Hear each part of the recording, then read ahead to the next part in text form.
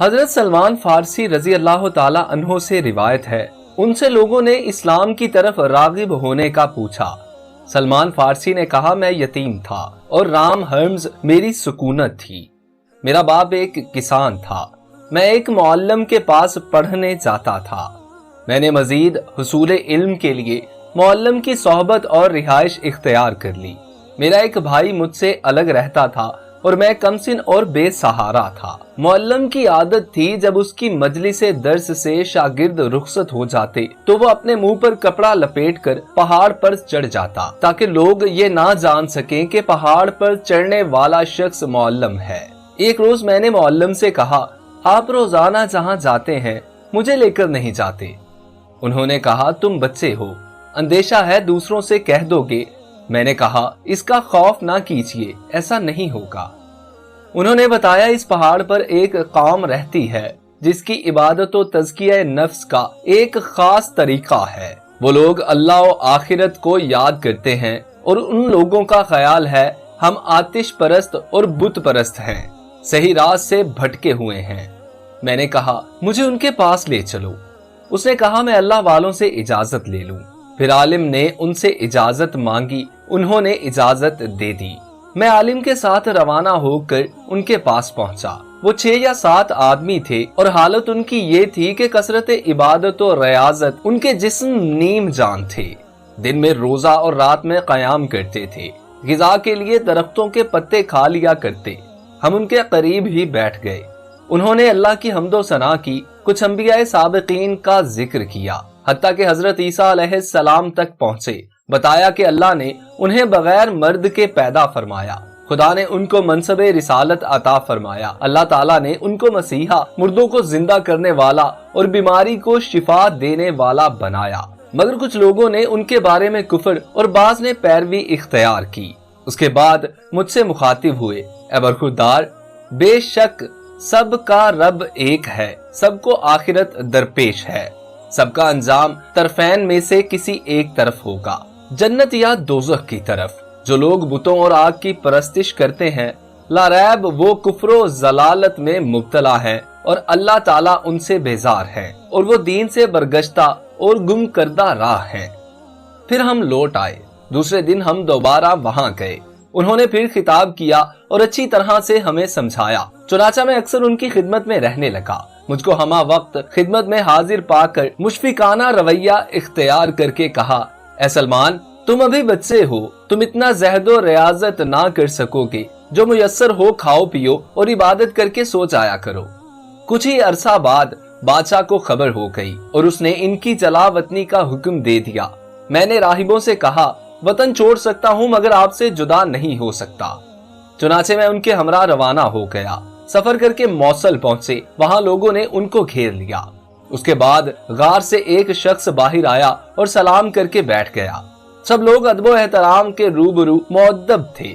اس نے میرے ساتھی راہبوں سے سوال کیا، اب تک تم کہاں تھے؟ انہوں نے سارے حالات بتائے۔ اس نے پوچھا، بچہ کون ہے؟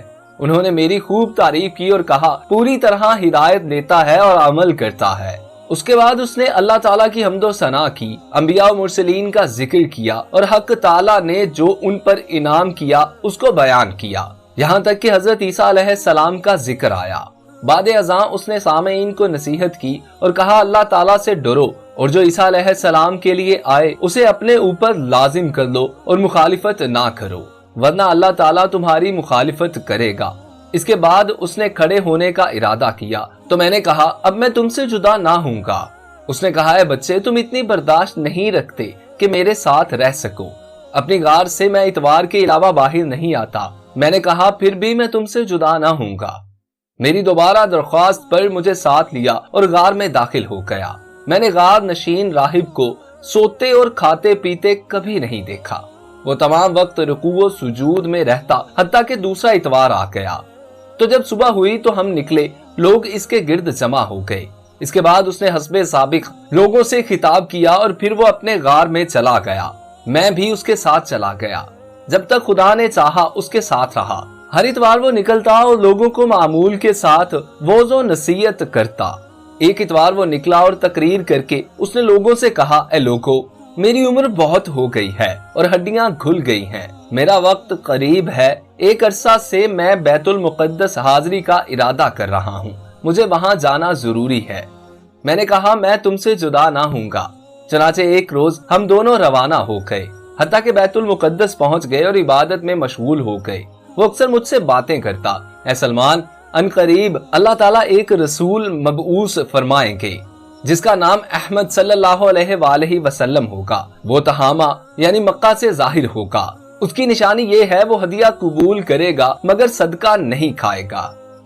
दोनों शानों के दरमियान मोहरे नबूवत होगी। याद रखो, उसका ज़हूर बहुत नजदीक है, लेकिन मैं बहुत ही मुअम्मर और ज़ईफ हो गया हूँ, इसलिए ख्याल है इस अहदे सआदत को ना पा सकूं। तुम पाओ तो उनकी तस्दीक करना, उनका इत्तबा करना। मैंने सवाल किया, अगर वो इस दीन की जिसकी तुमने मुझे तालीम और तरबियत की है तर्क करने का हुक्म दे? उसने कहा, हाँ, अगरचे उसका भी हुक्म दे। उसके बाद वो बैतुल मुक़द्दस के दरवाजे से बाहर आया। वहां एक मजबूर और लाचार शख्स बैठा था। राहिब ने उससे कहा, मुझे अपना हाथ दे। फिर उसने हाथ पकड़कर कहा, कुम बिस्मिल्लाह, यानी अल्लाह के नाम से खड़ा हो जा। गोया कि उसे रस्सियों से बांध रखा था। फिर उसने उसका हाथ छोड़ दिया और तेजी से आगे बढ़ गया, हर तरफ से बेपरवाह और किसी तरफ तवज्जो किए बगैर बढ़ता गया। उस मजबूर और लाचार शख्स ने मुझसे कहा, ए लड़के, मेरे ऊपर कपड़ा डाल दे ताकि मैं चला जाऊं। मैंने उस पर कपड़े डाल दिए। उसके बाद मैं तलाशे राहिब में उसके नक़ूशे कदम पर रवाना हुआ। जब भी मैं लोगों से उसके बारे में पूछता तो कहते वो तेरे आगे ही जा रहा है।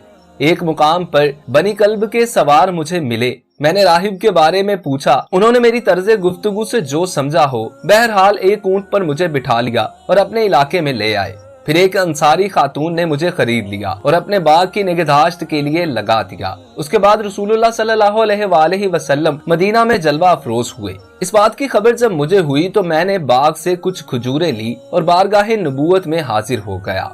काफी लोग मौजूद थे। मैंने वो खजूरें हुजूर पाक सल्लल्लाहु अलैहि वसल्लम के सामने रख दी। आपने फरमाया, ये कैसी हैं? मैंने अर्ज किया, सदका है।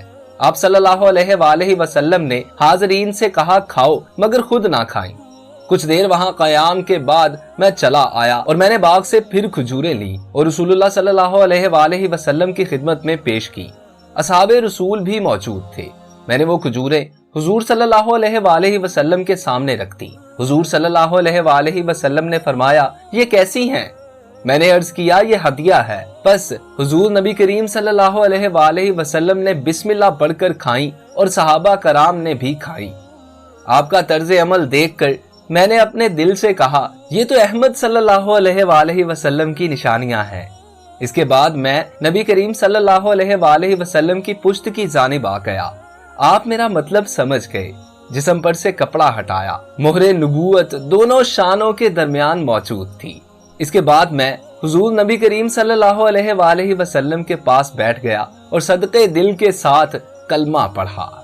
तो आज के लिए इतना ही। अगर आप लोगों को वाकया अच्छा लगा हो तो इस वीडियो को लाइक कीजिए और नए आने वाले दोस्त हमारे चैनल को सब्सक्राइब करके साथ लगे बेल आइकन को प्रेस करके ऑल नोटिफिकेशंस ऑन कर लीजिए। अपने दोस्त मोहसिन रजा को इजाजत दीजिए। अल्लाह आपका और मेरा हामी और नासिर हो। अल्लाह निगहबान।